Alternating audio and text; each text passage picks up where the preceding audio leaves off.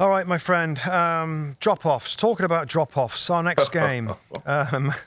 Manchester United 0, Crystal Palace 2. Now, this was going on, Rob, in a little window, wasn't it, with other games? Yeah, I didn't see actually today, so wasn't it? It was today. It was the Yeah, game this- going on yeah. today.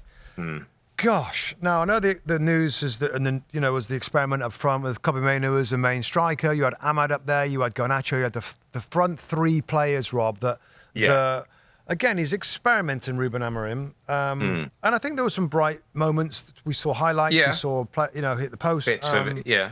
Mainoo. But ultimately, I looked across at the game many times, of course, and Palace looked good. And Jean-Philippe Mateta had chances. And Manchester United, again, are struggling. And they're losing so many games.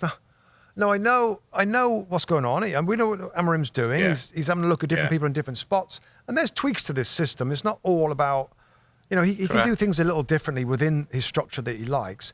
I mean, is this so... I mean, is it okay, Rob, for this amount of losses? I think it's a record amount of home losses at this point in the season. Seven home losses in 1800s. 1800s. I mean, what do you make of it? What do you make of it? Well, because of what's happened over the last 10 years, because of the situation they've been in, this guy has been given almost a free pass till the end of the season. So I think knowing that, he's cleverly deciding, you know what, I'm going to try all experiments. Yeah, in the past when somebody's come in, and I think you talked quite at length about, like, when Klopp came in at Liverpool, we saw some progression even though he was building up. Always, yeah. When Arteta came in at Arsenal, we saw some progression even though we weren't... Slow start, then progression. Yeah. With this guy, we're not seeing that. Now, the question is who or where does that point to? Let me throw something at you from this game, which was the first thing I wrote when I was watching the game. Obviously, keep my eye on it because you kind of sensed it might not go quite to plan. Two teams playing exactly the same system. Yeah. 3-4-2-1. Yeah. Crystal Palace look better than Manchester United in that system. Are Crystal Palace players being better coached, or do Crystal Palace have better players? Or what is the reason that this Manchester United group cannot function in this system in a way that we're seeing the progression? Because that's my question. I get the experiments, and Mainoo, I didn't particularly think it was the right move, but you look at something, you don't know till you try it. There was a couple of things that might give you a bit of encouragement, but I don't think by any means it's a done deal. Yes, you're getting some of the extra players in. You might be squeezing players in positions that aren't their best, but you're getting your best 11. That doesn't work. There's no balance to the team. So an Arsenal, Crystal Palace teammate that is done particularly well under a very smart manager, are they a better team than Man United? Well, I'm going through the team, and I'll tell you right now. Is Dean Henderson better than Onana? Kind of close. Kind of close. Similar. Kind of close. I'll go similar. Yeah. But anyway, Tarek Mitchell, left wing back, better. So they've got a better left wing back, Crystal Palace. Yeah. Daniel Munoz, he's actually a better right wing back than what they've got. He's better. He's a really good wing back, actually. Really good. United could do with somebody like that. Absolutely right. Yeah, great knows energy. the role, yeah. They've got a better centre forward than Man United. Jean-Philippe Mateta. Numbers say it. Everything says it. So there's three players right off the bat who are better. Mark Gahey, defender. I don't think there's a better Manchester United centre back than Mark Gahey. Lenny Yoro is going to be a good player. Looks a little weak at this level right now. Yeah, it does. So there's three or four players. After that, maybe much of a muchness. Bruno's still a quality player. As it would get in the United team, fit.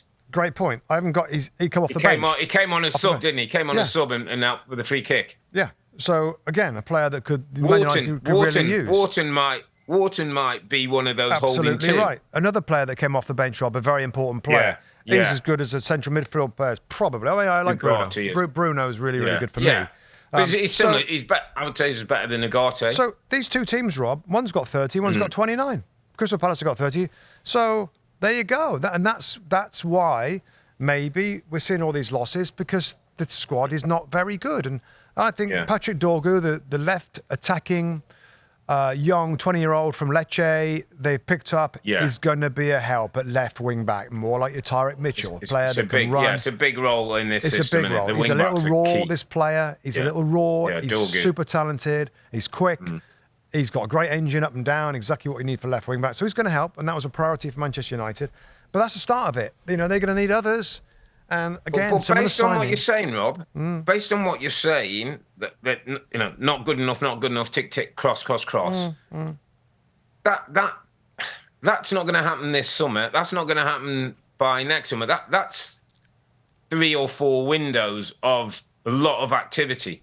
Yeah, I think so. I mean, will the patience going to last that 3 or 4 windows? Was the patience going to last 2 seasons?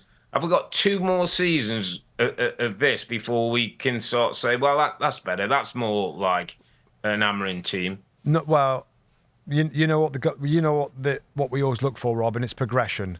So I ain't saying you can't have 2 seasons of no progression. Then you're starting to ask questions. But of course he's got time. Yeah. And I expect there to be progression. Different players will come in. And I expect it will get steadily better. But this is a long, the last round of recruitment, we know about a couple of players, Rob. We know that Mazraoui is decent, always going to be a solid fullback. That's a decent acquisition. I didn't say it's one of those that moves the needle too much. Yeah. Now, the players that could move the needle, Zirkzee, but no, he's probably not. He's probably not the player they thought he was going to be. Hoyland, I know you've gone off him a little bit recently again, but I agree. Yeah. Maybe not the player that. So these are recent signings that are maybe more that aren't quite the standard that Man United would want or expect. So even though there's a new regime, and it's a tough regime, and the fans are frustrated because prices are going up and there's been cuts and everything else, they haven't done it. I mean, the signings haven't been great. The whole Dan Ashworth, director of football, that was hired, then he was fired or he left. So it is going to be a while. At some point, the fans will expect, come on, we should be winning some games here. I know the experimentation. If you're a smart coach, if you're a smart, super young, impressive coach, at some point you've got to start putting a series of results together, haven't you? To give belief and give yourself a little bit more time.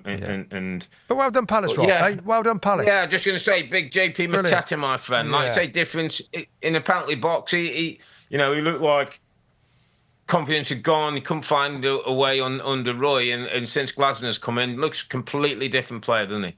The way the team's set up. Yeah, and they were struggling a few weeks ago, Rob, weren't they? Or maybe a couple of months ago now, 2 or 3 months ago, towards the start. They had a terrible start. They were right down towards the relegation. And he's jumped above United. Yeah. Hi there, I'm Rebecca Lowe, studio host of NBC's coverage of the Premier League. Don't forget to hit subscribe to watch more videos all season long. And if you want even more Premier League content, from original series to live matches, head over to Peacock.